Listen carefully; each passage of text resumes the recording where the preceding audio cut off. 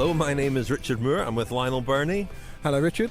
And making a long-awaited return to the Telegraph Cycling podcast, Orla Chennaoui. Thank you for having me back. Of Sky. Sports news. The Telegraph Cycling podcast. Interviews and analysis. We've got the big talking points covered. Orla licking an ice cream cone. Well, we're all licking an ice cream cone. We're all licking ice cream cones. We're in Liverpool and we're overlooking the water at the waterfront in Liverpool on the Strand, where the Tour of Britain Stage 1 finished earlier today. It's beautiful sunshine, and it's quite warm, really, isn't it, honest? And we saw here earlier Marcel Kittel win Stage 1, by our reckoning his fourth victory on UK roads, not British roads, UK roads, this year. He won in Belfast at the Giro. He won 2 stages, of course, at the Tour de France. You could say his fifth win in the British Isles this year, because he also won in Dublin at the Giro as well. Orla's nodding. Technically correct, yeah. It's a bit of a kind of controversial one. They don't like British associated with Ireland, but yeah, British Isles, yeah, we'll go with that. Technically correct, of course, the best kind of correct. Correct is correct. Everyone likes a smart Lionel. Listen, we arrived today, Lionel and I, for Stage 1. We're going to be coming out of the Tour of Britain a bit this week. Daniel Friebe is off to the Vuelta and he'll be reporting back from the Vuelta. We'll talk a bit about the Vuelta today as well, but we're mainly going to look ahead to the Tour of Britain and reflect a little bit on Stage 1. And Orla, I think you were in Liverpool on Saturday evening as well for the team's presentation. The first time they've done a team's presentation. And you spoke a little bit to Bradley Wiggins and Mark Cavendish. Cavendish had quite a nasty crash today, we understand, hit a car, is off to hospital. So it's again another sort of sad chapter in his difficult season. He was still third on the stage and not that far away from Kittel. But what was the presentation like? What was the team's presentation like? It was a fairly low-key affair, really. I think that's pretty understandable. We all get a bit used to the razzmatazz, and with every event that we have in Britain now, it gets bigger and bigger. So I'm just laughing because I've just realised that once I start talking, the two of you munch furiously and lick furiously on your ice creams. I can also tell you're trying to speak quite quickly because you're worried that mine is going to drip as well. Yeah. Going to melt. But no, it was a really good atmosphere. Not a huge crowd, as I say. Mark Cavendish with his Amiga Pharma Quick Step team. They were one of the last teams on stage. He didn't seem overly happy to be on stage. That's not like Mark. Well, we know what he's like. He doesn't always like being the centre of attention, and sometimes he loves it. I suppose, like all of us, really. But he wasn't being overly talkative, really, with the media afterwards. I got a few words with him, and he was perfectly pleasant. But he said, by his own admission, and he's said it in other print interviews as well, that he's just not in top condition. He hasn't had the racing that he would obviously usually have at this stage. He's at pains, if you pardon the pun, to point out to everyone just how bad that injury was that took him out of the Tour de France. And people expect, because it's not broken bones, that it'll heal quite quickly. But he says it'll be another few months. But the star of the show, as we would have imagined, was Sir Bradley Wiggins. They were last on stage, Team Sky. And it's always interesting with Wiggins, isn't it? You can kind of tell how he's working inside by his demeanour on the outside. And he had his customary swagger on stage. So we thought, this is good. We've got the confident, happy Bradley Wiggins back. And he was playful with the crowd. He took a good half an hour afterwards, actually, to sign autographs for the kids, to indulge in selfies with the bigger kids. He had a joke with one of the youngsters saying, "What are you doing down here? You should be watching the X Factor." So he had his usual cockiness back, which is nice to see. So I think he's really enjoying being on British soil with British fans and getting a chance to race in front of them. He's at home, really, isn't he? Well, he is. It's very close to home here. It's interesting, though, you mentioned it was quite low-key, and when you think about the quality of the field, it really is a high-quality field this year. Not just those two, but Kittel and Kwiatkowski and so many others, really. And it is one disappointment, I think, for the event and for those two, Cavendish and Wiggins, is that neither of them spoke to the press at all this week. Neither of them did any media in the lead up to the race, and I think that would have helped build a bit of anticipation, would have helped with the build up to the start.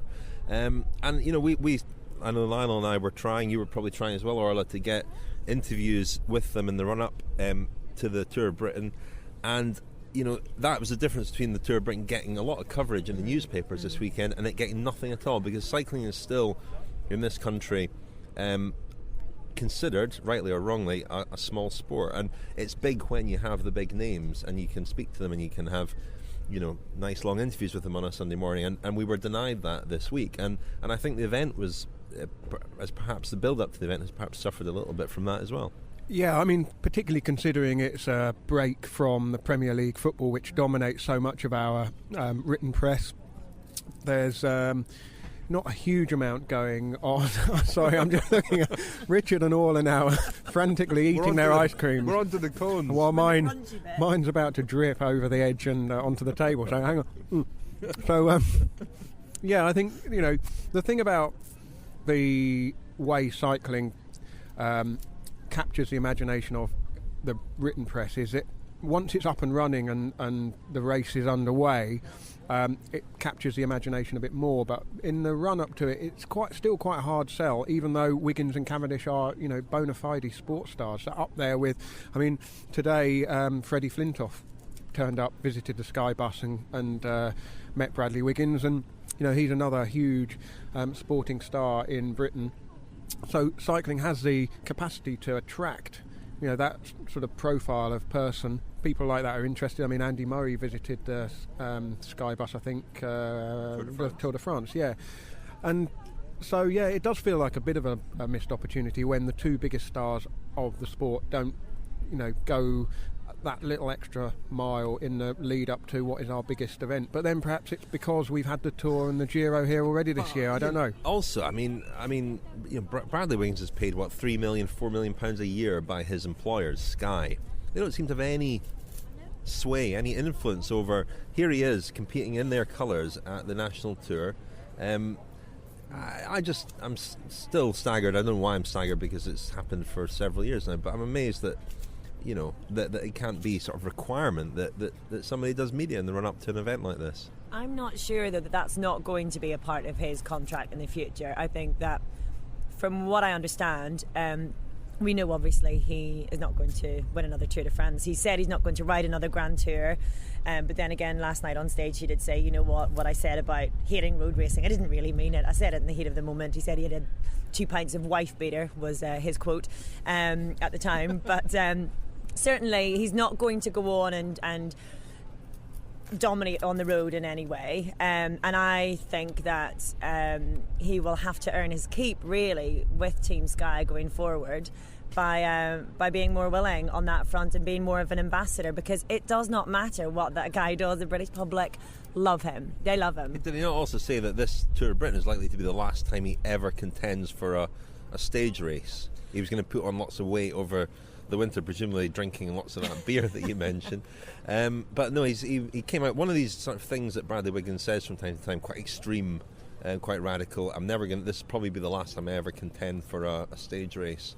But he also said until the next time. Until the next one, this is it. Just say he says it from time to time. He says it from week to week or from month to month. And what he says on one occasion, he'll completely contradict on the next occasion, which is why we love having him as a public figure, because he always gives us talking points, really, doesn't he?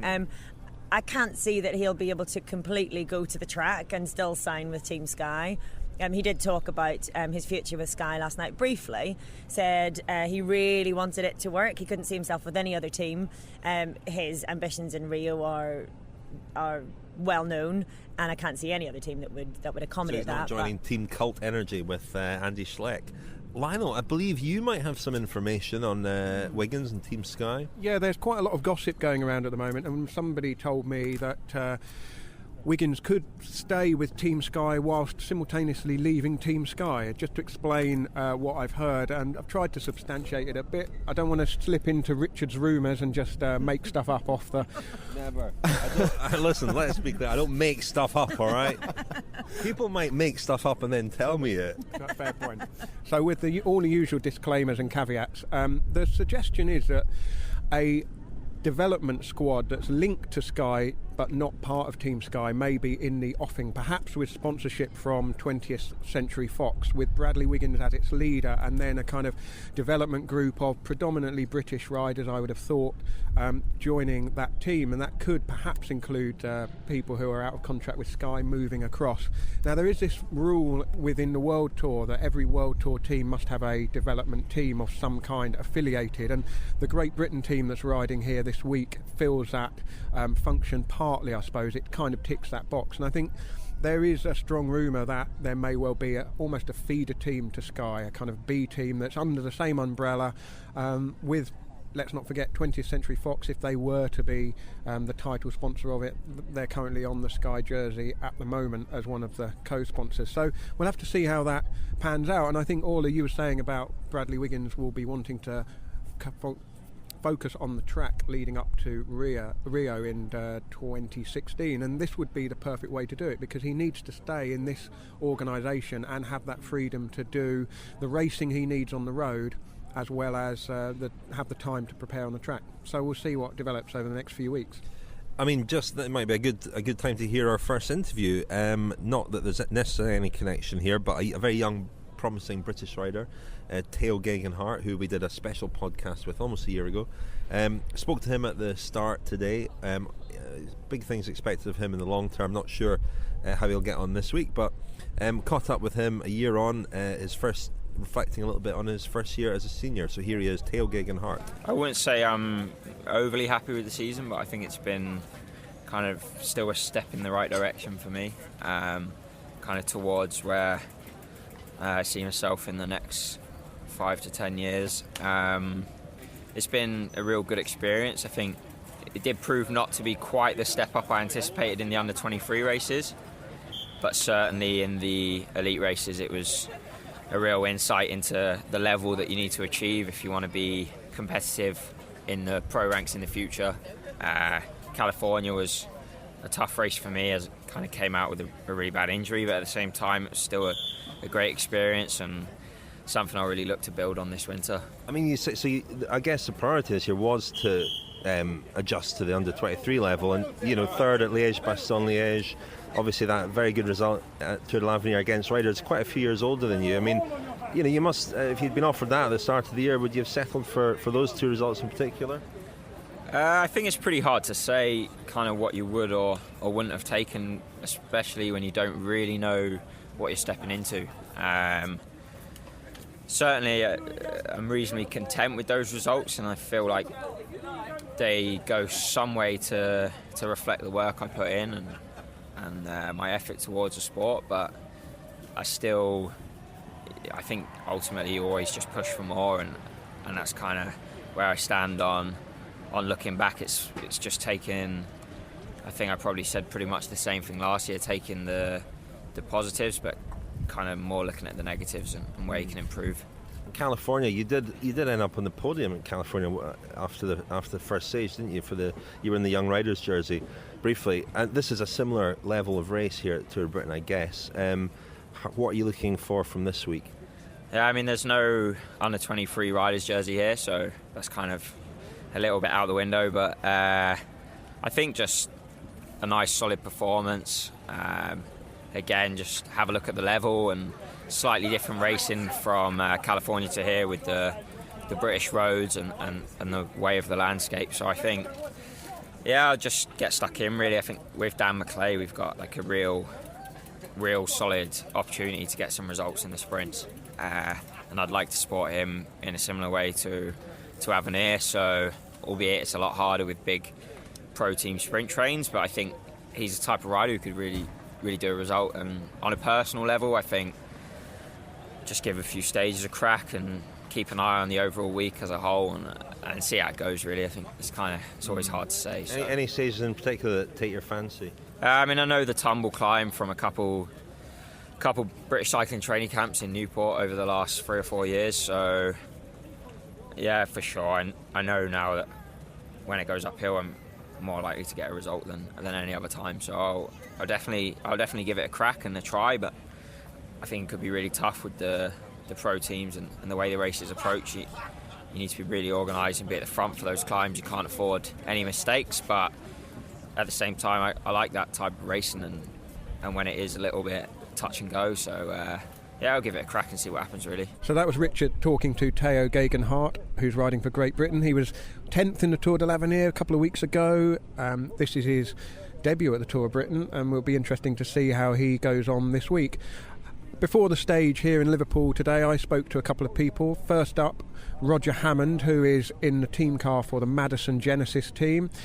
He was the first British rider to win a stage of the new current Tour of Britain when it returned to the calendar in 2004. That was in Blackpool, and then the following year he actually won a stage which went from Blackpool to Liverpool. And I asked him whether that stood as his favourite memory of the Tour of Britain. I remember it being quite a complicated run-in with Pizzato and Boonen, who'd been dominating for the first couple of stages, and they were certainly looking good for that Liverpool stage, and they were leading out, but they made a mistake on the last corner, so I took it really tight and got a head start into the finishing straight and held them both off, which is quite nice, really.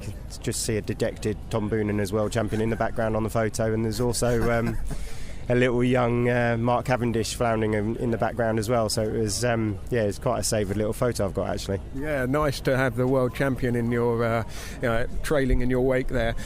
You've obviously ridden the Tour of Britain several times. Now you're in the team car for Madison Genesis.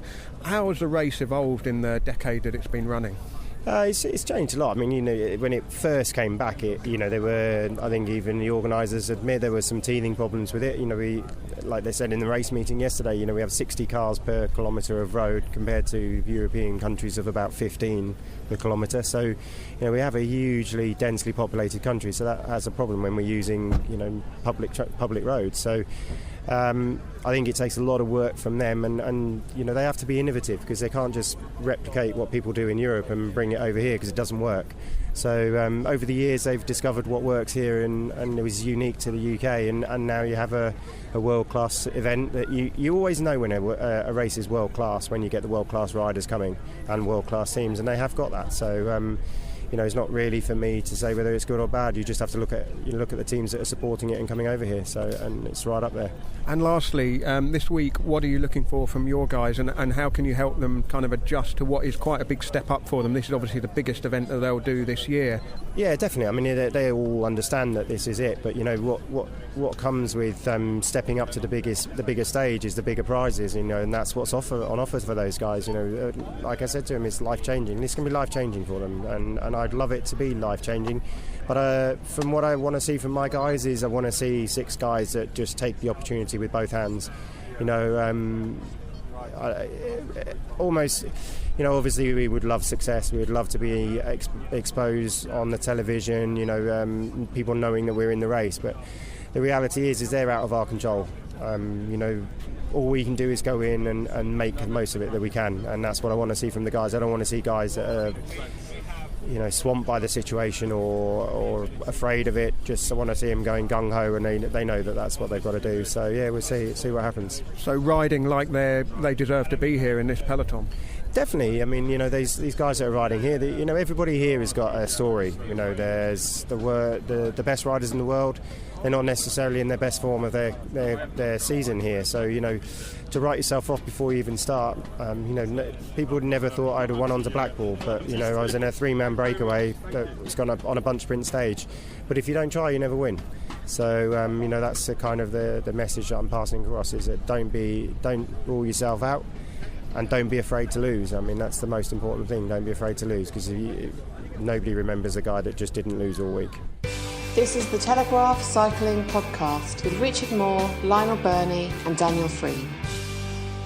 It's a bit strange, a bit surreal, to be honest. I used to come here every weekend, and I didn't really imagine how the cycling would go. It's so huge, there's so many people around, and it's really pleasure, privilege to race here.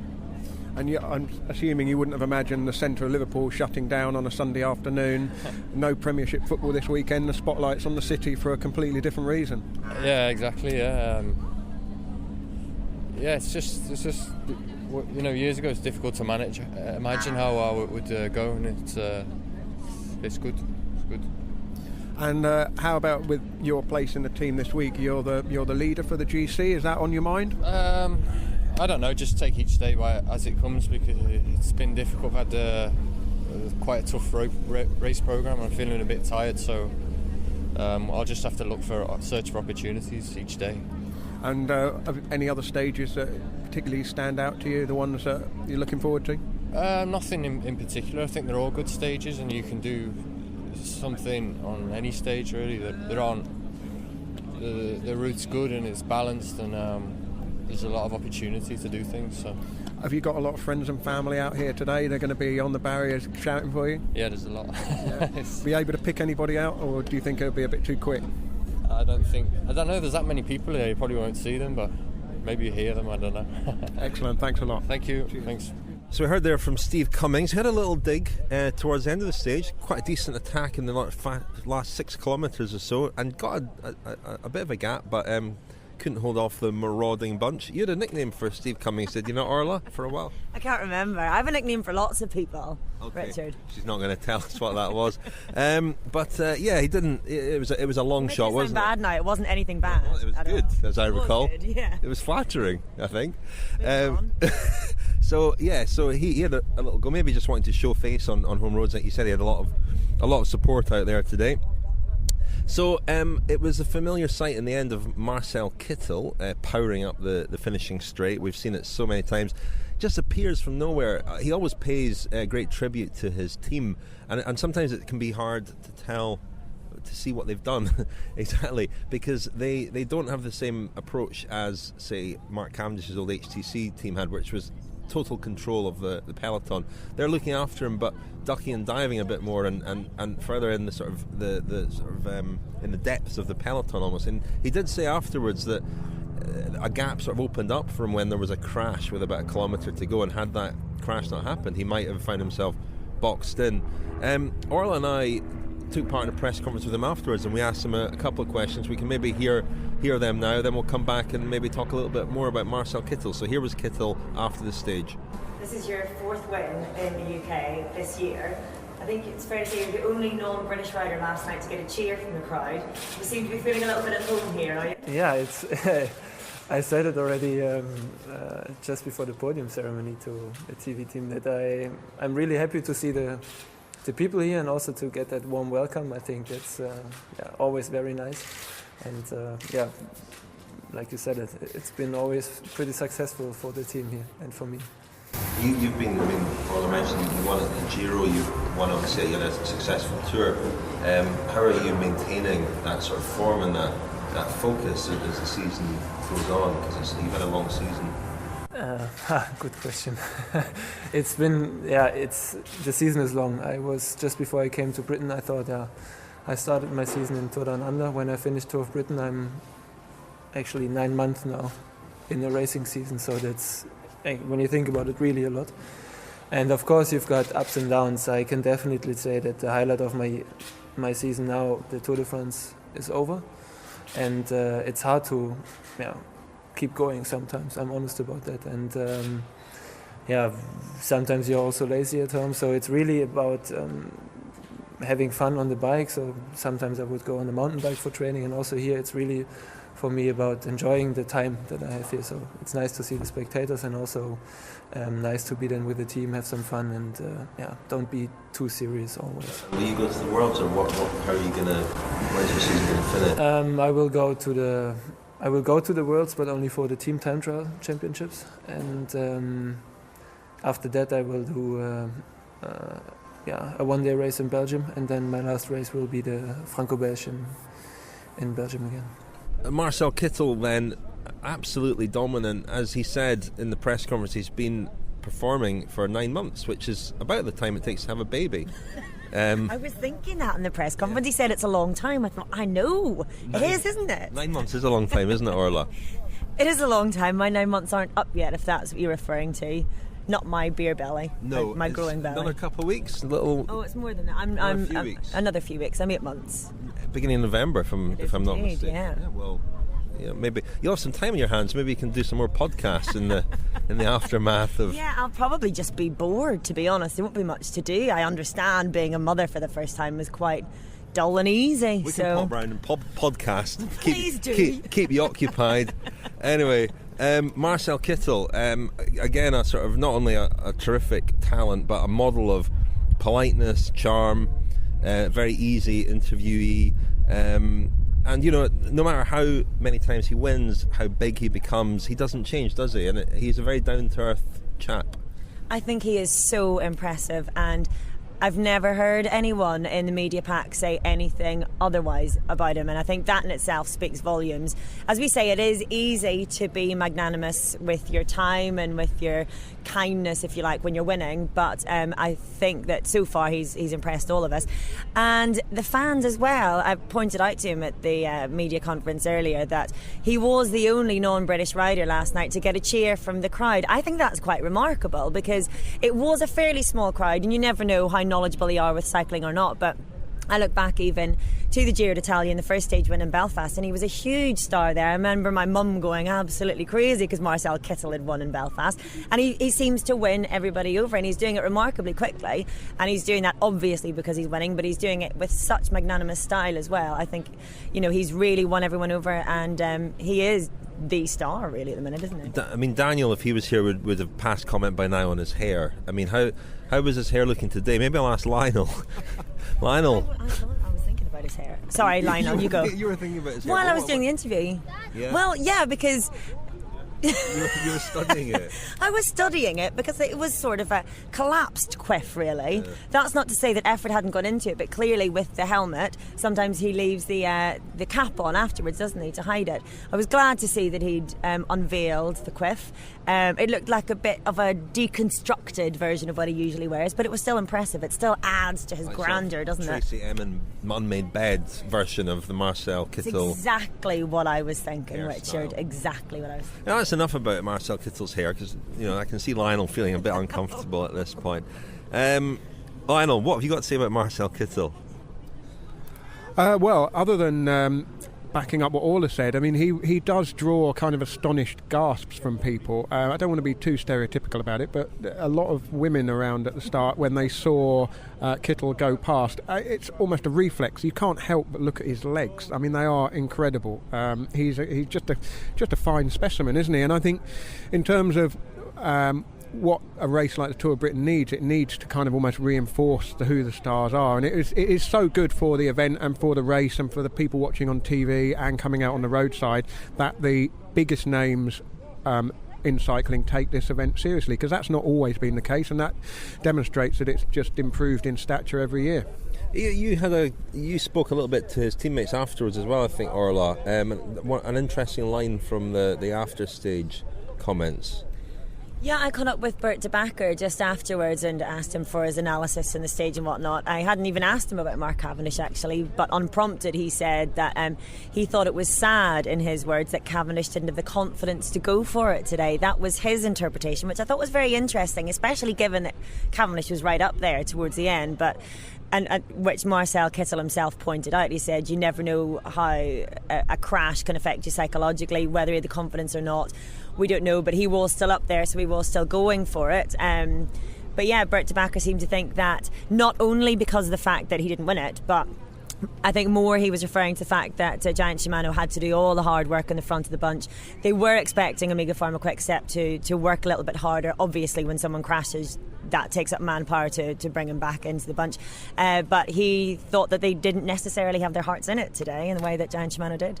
Well, the other thing is Mark Cavendish had that problem with his shoe plate early in the stage. Only 8 or 10 kilometres in, he was sitting on the road with an Allen key, tightening up his own shoe plate, and then because there's no race radios, the message didn't get to his teammates, so nobody really dropped back to help him get back onto the bunch. He must have lost a good, 90 seconds, 2 minutes, and then he had to work his way back up. As we heard after the stage, when he visited the toilet and was riding back on and crashed into the back of a team car, we gather. So it's really been a sort of catalogue of misfortune for Cavendish. And then in terms of Giant Shimano's lead out, Richard, you said earlier about Sometimes hard to tell what they do, but they did make the decisive move. One of Kittel's teammates made the move to close down Adam Blythe, who'd taken that flyer in the last 500 metres. So their work maybe isn't as showcasey sometimes as HTC Columbia were, and the Omega Pharma Quick Step sometimes are, but they're very effective at getting Kittel into the right place. Adam Blythe almost caught them by surprise again, like he did at the London Surrey Classic. I just spoke briefly to Brian Holm after the stage today, and he said that after the Cavendish's crash, he had said he didn't want to sprint, and he wasn't wanting to sprint, and he wanted Renshaw to sprint instead, and Renshaw didn't want to sprint either because he'd also crashed. So I think perhaps the other teams, the other riders, the other sprinters have a sense of who's present in the finale, and perhaps Cavendish was not present for a lot of the final few Ks and did pop up at the end, but perhaps he just wasn't making his presence felt, and that's why they felt that he wasn't participating. Well, I think that a crash is one thing, but to have him sitting by the side of the road fixing his shoes, that's the kind of thing that will make Mark Cavendish supremely angry. He is fastidious with his preparations. As long as he makes it to the line and he's done everything that he can do in terms of bike preparation, the mechanics have done everything they can do, that everything is perfect, and he loses, then he takes it on the chin. But if something hasn't been prepared right, if something's gone wrong technically, mechanically, anything like that is guaranteed to get him in a bad headspace. And although I would say his shoe plates, I think the position of he was actually he wasn't tightening his shoe plates. It wasn't that they were loose. He was actually moving them a bit, adjusting them a bit, and that really is the responsibility of the rider. In terms of that's such a personal thing. I don't think a mechanic can ever get the shoe plates right on someone's shoes. So that was maybe a personal oversight, or maybe there was maybe they just loosened off or something. I don't know, but it's unusual to see that. And sorry, I'm not necessarily saying obviously that either he would blame the mechanic or that I would say that it was anyone else's fault, but it's those kind of minute details that he always takes such care over. So whether that wasn't the case today or whether something went wrong, it's those things that annoy him the most, though.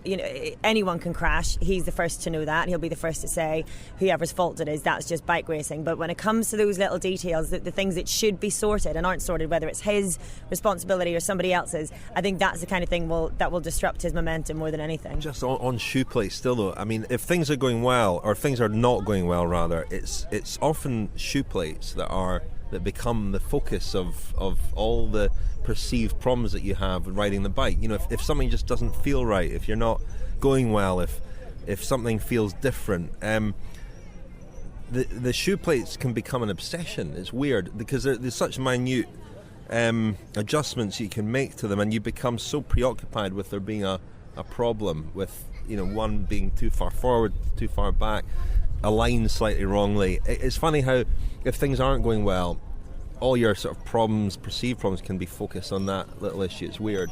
Yeah, it's the same with saddle height or stem length or handlebar angle or any of those things. And shoe plates in particular. Yeah, very possibly. Yeah, because it's the point of contact with the man and the bike. And when a rider is going well, they feel in harmony with the man and machine. Feel like they've been put together and fit together perfectly, and then if Cavendish is struggling and it just doesn't feel like it used to feel, then he will focus in, I'm sure, on those little details. And I mean, the sport is littered with the kind of anecdotes of riders complaining about these tiny little details, and I can't remember the name of the rider during a tour probably 10 years ago, complaining to his mechanic about his saddle height, and the mechanic sort of said, yeah, leave it with me, don't worry, I'll sort it out. And then the next day the rider said, thanks very much for altering my saddle and doing what I wanted, and the mechanic hadn't touched it, hadn't moved it up or down. Cavendish, wasn't it? I think it was Cavendish. I heard that story about him anyway. But yeah, the shoe plates, it's interesting. It's like a rather bizarre analogy, but it's like ballerinas in their shoes. The top ballerinas will always say when things aren't going right, they'll blame their shoes, and it's not obviously. I've never been a ballerina, believe it or not, but one would imagine it's a psychological thing, and as you say, it's that connection through your whole body and the point of contact. So I would imagine it's something in the head as much as it is something that you can adjust. And you never be quite happy with that. Another, it can be height of brake levers as well. You're never convinced they're both at the same height, and then different riders are different. There are, we know back in 1983, Bernardino riding the Vuelta. I think maybe his saddle was replaced or something, and the height the height difference was millimetres, but it was enough to injure his knee quite badly. And I know on Team Sky they've got what they call macro adjusters and micro adjusters, and Geraint Thomas rode half of a stage of the Tour de France one year on somebody else's bike and didn't realise it. He got someone else's bike as a spare, whereas Ben Swift, any kind of change there and he feels it. So there's different types. Yeah, Cavendish rode one stage of the Tour last year with one crank slightly longer than the other. Yeah. I think it was the one where he was beaten, one of the ones where he was beaten by Kittel. It doesn't narrow it down too much. Maybe that's a bit harsh. That's just a joke, Mark, if you're listening, which you're bound to be. Orla mentioned ballerinas there, and as a seamless shift to our next segment, Daniel Freeb, friend of the podcast, occasional co-host. Daniel, if you're listening. Part-time ballerina. Yeah, he made quite a nice analogy on Twitter today. He's written a fantastic piece about Frank van den Broek, the late...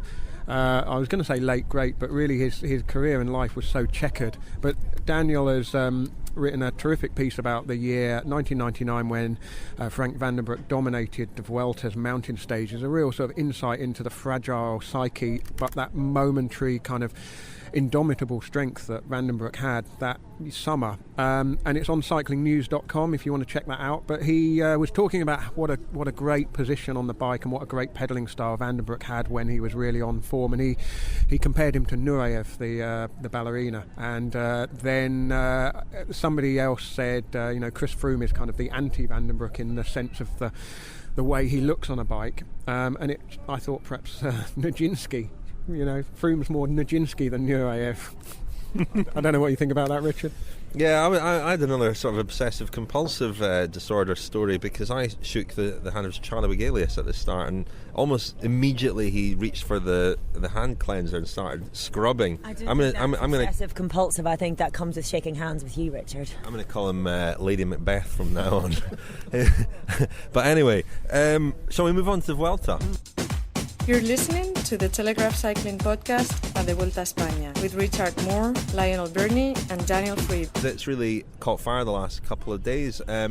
Saturday's stage, they're in Asturias, and the climbs there are not the sort of long sort of Pyrenean or Alpine passes that are a staple of the Tour and obviously of the Vuelta as well, but they're short, steep, technical, often unknown climbs, and producing some really exciting racing. And Froome right back in it. He's still third. Contador looking vulnerable in places, but Sunday, we're talking Sunday evening. Again, he was strong today, and does look quite likely, but it's still quite evenly balanced. Valverde's having good days and bad days. Nobody is really dominating very convincingly, and I think you spoke to Rod Ellingworth, didn't you, Lionel, about Froome and the Vuelta? Yeah, Rod's been out. He was at the Vuelta for a week. He wasn't really there in his kind of race coach capacity particularly. He's there meeting Dave Brailsford, talking about next season. I presume talking to riders who are joining the team perhaps, but he did sort of give a bit of an insight into how Chris Froome is going, and that despite the fact that he's been yo-yoing off the back in these mountain stages, not looking as dominant, nowhere near as dominant as he did in the Tour de France last year, and he's climbing in a completely different way. Rod kind of confirmed that Froome he's using what he's got in the tank, and he's not putting himself in the red, so he's dropping off kind of as a matter of choice and then choosing his moments to get back in and basically trying to judge. And we can make the jokes about the power meter on his handlebars, but he's making a supreme judgment every single day, every single climb, to try and get the most that he possibly can out of whatever condition he's got. So I spoke to Rod a little bit about that, and this was after the opening stage of the Tour of Britain. Rod's flown back into the UK for the Tour of Britain this week, so here he is, Rod Ellingworth.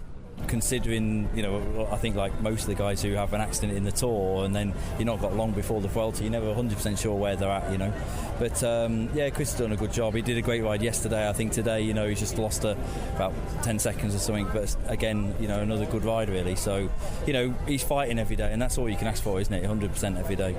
Yeah, we're not used to seeing him kind of yo-yo off the back of groups that way. Is that because he's just fighting to sort of discover his form a bit? Well, I think he's not trying to go into the red and do the big attacks and everything, so I think he's just trying to hold an even pace and ride his own race, if you like, and then if they're a long way ahead of him, that's how it'll be. But at the moment he's doing a really good job. Yeah. What's the mood in the camp with regard to how Alberto Contador's been riding? Because from the outside, it's a real surprise that he's going as well as he is, and he's obviously played a brilliant game of bluff. Yeah, it's phenomenal that he's come back the way he has come back, but he's a talent, and he always has been a fantastic talent, and I think his team around him isn't super strong, but you never know with Contador. He's so good when he's on his own like he was there today. He can cover the move, so I was a bit surprised on yesterday's finish that he wasn't a bit better, but I think it looks like he's going to be hard to beat. Yeah. In terms of your role, is it hard when you're in a race for a week and then you come out again and leave them to it, and then you have to refocus on a different role at a different race? Well, I mean, I was pretty much out the Vuelta just to meet people and do a few things, so I wasn't really involved in the performance of the team out there, really. But I think sometimes it can be quite hard, but I think it's quite easy coming in here, and the guys have done a good job setting up for the Tour of Britain, and good place to be, good weather, so it could be worse. When you say meeting a few people, is that transfer-related people you're meeting? Well, just all sorts of people, really. Dave Brailsford was out there, Tim Kerrison was out there, so we got together, about future plans of the team, and then just sort of catching up with people, and just, so this is always the time to get talking to other people and start to think about next year, And in terms of the Tour of Britain, you come here and the focus is so huge on Team Sky and on Bradley Wiggins, isn't it? Did it make it, in a way, quite a stressful week because you're mobbed wherever you guys go? I mean, the crowd here, the race finished half an hour, 40 minutes ago, and the crowd around the bus is still huge, isn't it? Yeah. It's easy to say it's. It can be a hassle, but it's actually good, and I think this is what we've always wanted, and I think having this amount of people around just shows where cycling's gone in the last few years, and I think Team Sky has had a huge part to play in that, so I find it really exciting, and I think for the lads it's quite a buzz for them to come here, and we've got young Chennaoui here, who I think he's quite overawed with it all, really, and Brad's doing a great job with the crowds and everything, so I think by the looks of it the guys are really enjoying themselves.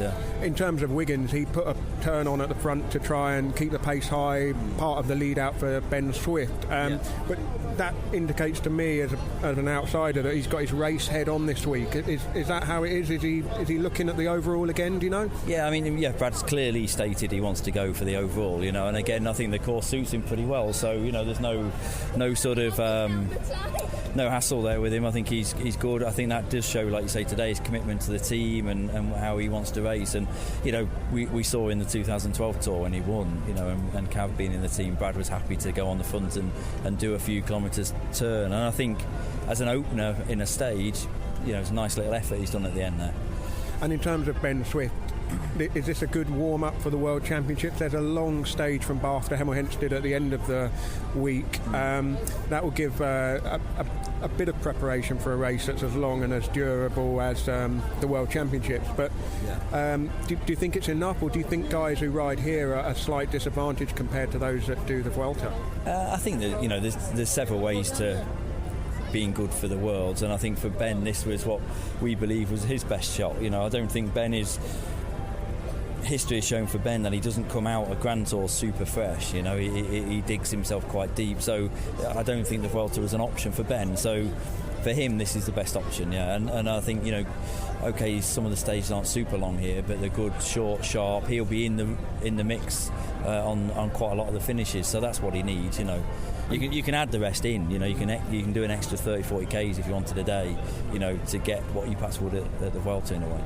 So is that something they might look at a bit later in the week, just to get some more miles in the legs? We've talked about it, but I'm not sure yet. We did with Cav in 2011. We did a lot of that at this time. But we'll see. I think first and foremost is about the team. I think first and foremost Ben wants to try and win here, do something here, and and if Brad's there on GC supporting Brad as well, so that's the priority really. After his third place at Milan-San Remo in the early part of the year, Ben Swift, he's moved himself onto that kind of list of B or C favourites for the World Championship. Do you think the course in Ponferrada can suit him, or do you think it's going to be more of a sort of climbers, Alejandro Valverde type of course? Well, I think it could. That's what makes this course so good. It's open to loads of people, I think. So it just depends how hard they race it. I certainly think Swifty could perform there. It's certainly not a sprinter through and through sprinter, but for sure he could perform there. So, but if it's hard enough, it could be a Valverde. It suit him, Sagan, Gilbert, all them sort of classic sort of riders. It suits well, actually. And lastly, when you were on the bus earlier this afternoon, what did you have on the big telly? Did you have this stage on here, or did you have the Vuelta on? We had both on. You got two screens in there, have you? Two screens, yeah. So we had both races on. Yeah, so it's quite ironic because obviously Tour Britain finished, and I think the Vuelta still had like 3k to go, but all the lads got straight in. None of them had got changed. That's why we're still here, and they all were glued to the telly, So so it's been good, actually, good spirit. You're listening to the Telegraph Cycling Podcast. Tweet us at cycling_podcast. Okay, welcome back to the Telegraph Bally podcast. I'm Richard Moore. I'm with Lionel, Birnie, Orla, Chennaoui. Must recommend a fantastic book about Rudolf Nureyev. It's a fictionalised book. It's a fictionalised version of his life by Colin McCann, the Irish writer. It's called Dancer, and it's a tremendous book about Rudolf Nureyev. Orla, you were asking me there while we were listening to Rod Ellingworth, what the link was between Bally and Charlie Wigelius. Well, I thought it was a terribly clumsy way for you to get away from Lionel's question about Bally by just saying, Anyway, I shook hands with Charlie Wigelius earlier. Yeah, I was protecting Lionel because I could see the uncertainty on his face about whether he wasn't that confident about what he just said, so I was actually digging him out of a hole, but thanks for drawing attention to that. Well, when I said Nijinsky and Chris Froome, I was thinking of the racehorse and Chris Froome's kind of almost galloping style where arms and legs seem to work. If you look at the way he climbs with his elbows out and his knees sometimes out and his kind of... It does look like... over. Yeah. Yeah, and... but there's also a ballet... But there was a ballet dancer. I thought that's what you meant, the ballet dancer. Well, no, there's an obscure ballet dancer called Nijinsky, Wikipedia tells me. Russian, that's right. Medium height. Clumsy dancer. A tremendous dancer in his day. Wikipedia. Anyway, it's a beautiful evening here in Liverpool. The sun is still high in the sky. There's a Stena Line boat. Off to Belfast, by the looks of it. Off to Belfast, floating by. Any pangs, Orla? Would you like to be on that boat? Well, it's a bit of a swim to get onto it, so I'm happy enough here. Thanks very much. It's a bit of a distance away. In your state, I wouldn't recommend that. I'd float though, eh? You would float. Anyway, enough. Orla, are you been able to watch much of the Vuelta? Haven't really been able to watch much. I've been following it as everyone else has been. I was chatting to Rod as well about it earlier and asking him about form within the team, and he seems to think that they're all really growing in confidence, and Chris is growing in confidence. I think it's probably fair to say that he didn't really know how he was going to fare going into it. I flew out to the Team Sky house in Nice just before the Vuelta, and he was reluctant to commit as to whether he was going for the win or whether he was... What he said actually was that he just wanted to get some more Grand Tour racing in his legs, which is sensible given the season that he's had. But it seems that he is getting more and more confident. We can see that, obviously, that's translated into his times. Rod said that on Saturday's stage, if the last climb had been a little bit longer, he would have dropped everyone. But yeah, I'm following it all from afar and intrigued from afar as well. I think just seeing how Contador is going to finish off the race will be very interesting, given how he said he'd wait till week 3 before we'd be able to see anything from him. Of course, in week 1 he paid to that. So yeah, I think it's been an interesting race. Sorry to take on a bit of a tangent, but you mentioned the Team Sky house in Nice, and this is a base that they've been talking about setting up for a while. I've not been out there. I don't think you've been out there, Lionel. This is quite new this year. What's the setup like there? It's more of a drop-in centre rather than anything else. I don't believe anyone really stays there. Lots of the guys have houses down the hill in Monaco, and it's just a handy base for everyone. I think that they kind of drop in and out whenever they've got a moment. Tim Kerrison was out there. He was devising Chris's training plan. They hooked up afterwards to talk through what Chris had done on the day and what he was going to do for the next day. So it's a bit of a logistical base more than anything else. It's a fine place. They've got posters everywhere. It's quite homely. They were talking about making it a sort of cafe for fans as well, a place for fans of the team to go and hang out. Is that any further to happening, or no further at this stage? No, it's very much a Team Sky base more than anything else. It's functional. Yeah. That's anyway, back to the Vuelta, Lionel. What are your thoughts going to this final week? Good performance today from Warren Barguil, the young Frenchman. If Daniel was here, he would tell us all kinds of things about Warren Barguil and things that nobody knows about his parents and grandparents and great-grandparents.